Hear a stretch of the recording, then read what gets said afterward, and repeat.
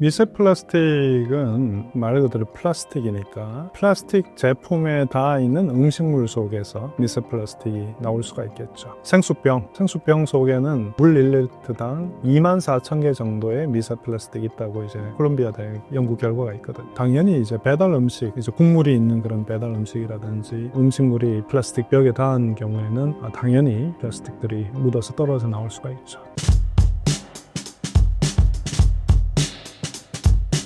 우리 생활 속 미세 플라스틱은 어떤 것들이 있나요?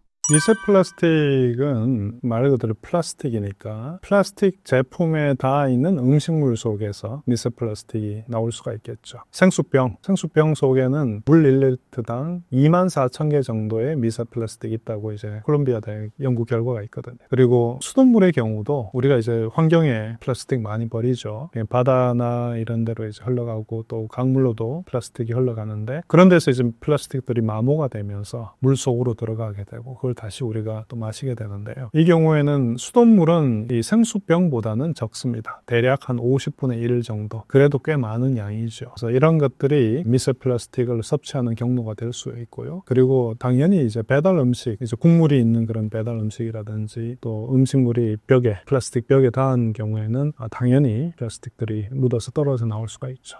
전자레인지용 플라스틱 용기는 정말 안전한가요?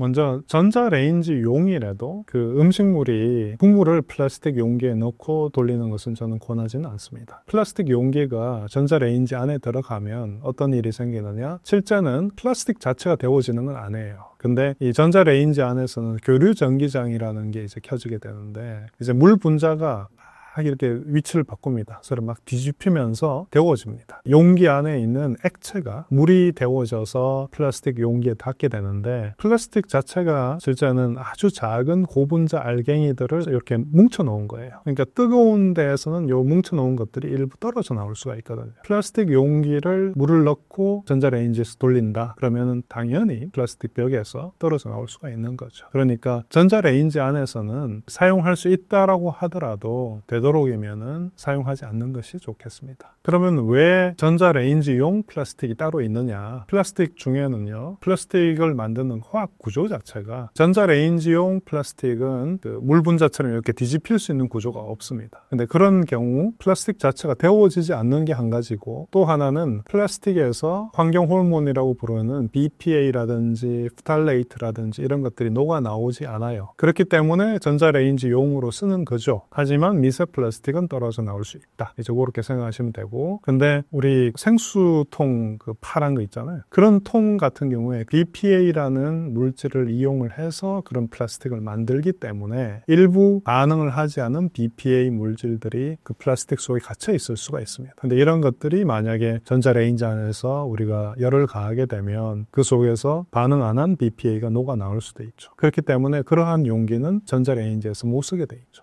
그런 구분이 있는 것뿐이지 미세 플라스틱에서 자유롭지는 않다. 이건 기억하시면 좋겠습니다. 수돗물을 그냥 마셔도 괜찮나요? 수돗물을 좀 꺼려 하시는 분들은 이 송수관이 오염이 되지 않을까. 그래서 이제 거기에서 뭐 녹물이 나온다든지 오염물이 같이 오지 않을까 이런 걱정 때문에 수돗물을 꺼려 하시는데 그 경우에 이제 정수기를 달든지 아니면은 요즘 피처형 정수기 있거든요. 뭐 굉장히 쌉니다. 한 2, 3만 원 정도면은 물 1, 2리터 그러는데 시간도 오래 걸리지 않고요. 그런 것을 이제 써서 필터를 해 드시면은 뭐 녹물이라든지 이런 것들 또 중금속 오염, 다른 어떤 세균 오염 이런 것들에서 좀 자유로우니까 사용하시면 될 것 같습니다. 그런데 이제 정수기도 완전히 안전하냐 이런 걱정이 되시죠. 먼저 정수기를 사용할 때는 사용 기간을 잘 따져 보셔야 될 겁니다. 3개월 쓰라라고 했으면 3개월만 써야죠. 근데 또 그거보다 좀 더 오래 쓰게 되면 그 정수기 필터의 용량을 넘어서는 오염 물질들이 들어오면 결국은 그것이 이제 우리가 마시는 물까지 오염을 시킬 수가 있죠. 또 정수기 필터 같은 걸 달 때 우리가 손이 깨끗해야 되겠죠. 갈 때는. 근데 이 손 자체가 오염이 됐다든지 또 필터를 물 속에 오랫동안 담궈 두게 되면 예를 들어서 피처형 정수기가 있다고 했을 때 필터 부분이 계속 물에 잠겨 있는 상황이다. 그럼 거기서 세균이 생길 수가 있습니다. 그러니까 물을 거르고 나서는 필터 부분이 이제 젖어 있지 않도록 유지를 해주는 것이 그런 것들이 필요합니다. 티백을 끓여 먹는 보리차나 옥수수 수염차는 괜찮나요?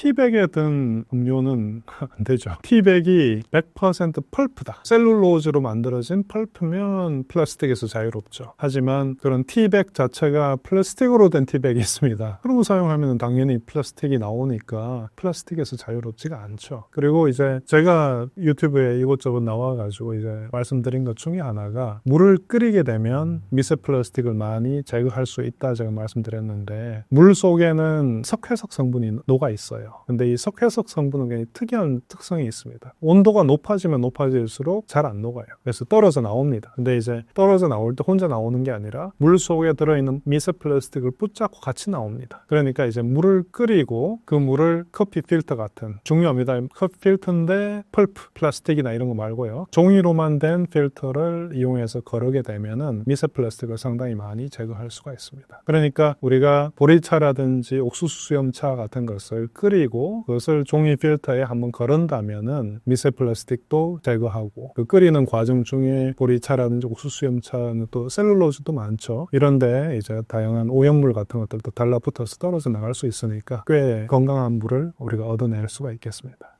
보리차나 옥수수 수염차가 위험한 사람들도 있나요? 예, 옥수수 수염차는 특히나 보리차 같은 경우도 그 속에 들어있는 미네랄 같은 것이 지나치게 포타슘, 칼륨 같은 것이 너무 많아서 신장에 안 좋은 분들도 있을 수가 있고 옥수수 수염차 같은 경우는 그 속에 비타민 K가 많이 있습니다. 이 비타민 K가 무슨 역할을 하냐면 피가 잘 응고되게 도와주는 거예요. 근데 간혹 가다가 심장에 문제가 있다든지 해서 와파린이라는 약을 드시는 분들이 있어요. 이 와파린이라는 것은 피가 묽게 잘 응고되지 않아야 혈전이 안 생기죠. 피떡이 안 생기거든요. 피가 계속 묽게 만들어주는 약인데 그래야 피가 잘 돌죠. 심장이 약해도. 근데 이제 옥수수 수염차를 같이 마시게 되면은 피를 응고시키겠죠. 그러니까 와파린 같은 것을 드시는 분이 옥수수 수염차를 같이 드시는 것은 그건 피해야 됩니다. 그 다음에 이제 와파린 얘기가 나왔으니까 말씀드리면 역시 푸른 채소들, 이파리 채소들, 케일이라든지 뭐 이런 다양한 상추도 그렇고 이런 채소들에는 비타민 K가 많습니다. 이 와파린 복용자의 경우에는 푸른 채소도 너무 많이 드시는 게 좋지 않겠죠. 일상 속 실천 가능한 미세 플라스틱 줄이는 방법은 무엇인가요? 배달 음식보다는 픽업을 하는 게 좋겠고요. 픽업을 할 때 저희 집에서 스테인레스라든지 유리 용기를 들고 가서 음식을 받아오는 것, 그리고 국물 요리 같은 경우에는 되도록이면은 매장에 가서 드시는 것, 이런 것들이 이제 미세 플라스틱을 줄일 수 있는, 배달 음식이라고 하더라도 국물을 좀 줄이는 것이 미세 플라스틱을 피하는 한 가지 방법이 될 수가 있고요. 그리고 집에서는 이제 물을 끓이고 커피 필터 같은 거 걸르는 것, 그리고 정수기, 꼭 비싼 정수기 아니라도 제가 몇 번 얘기했지만 이 피처형 정수기 같은 것을 이용을 하면 미세 플라스틱을 꽤 많이 제거할 수 있습니다. 거의 한 90% 그렇게 제거할 수가 있으니까 그런 것들을 쓰면 좋겠고요. 그리고 이런 커피 전문점, 뭐 스타벅스나 뭐 커피빈 같은 데 가서 커피를 받을 때도 사이렌 오던가요? 뭐 그런 거 있죠. 그런 거 할 때도 개인 컵을 쓸 수가 있지 않습니까? 그럼 텀블러를 써서 받아오는 게 굉장히 좋아요. 커피 종이컵이잖아요. 종이컵 속에 실제는 플라스틱 코팅이 되어 있습니다. 그래서 우리가 정말 많은 양의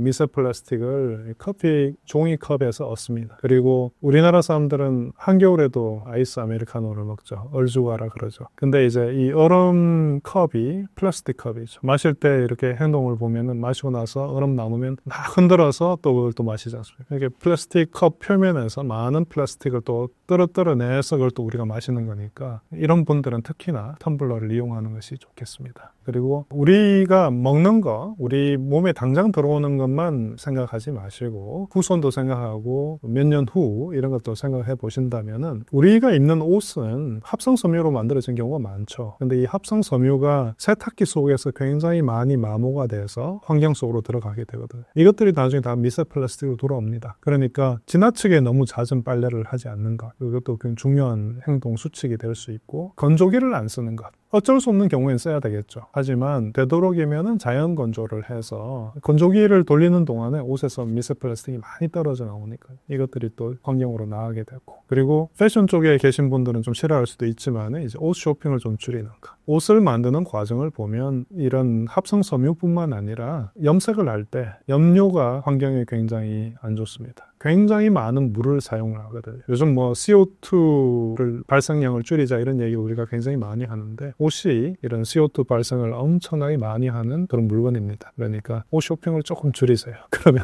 환경에 큰 도움을 주는 것입니다.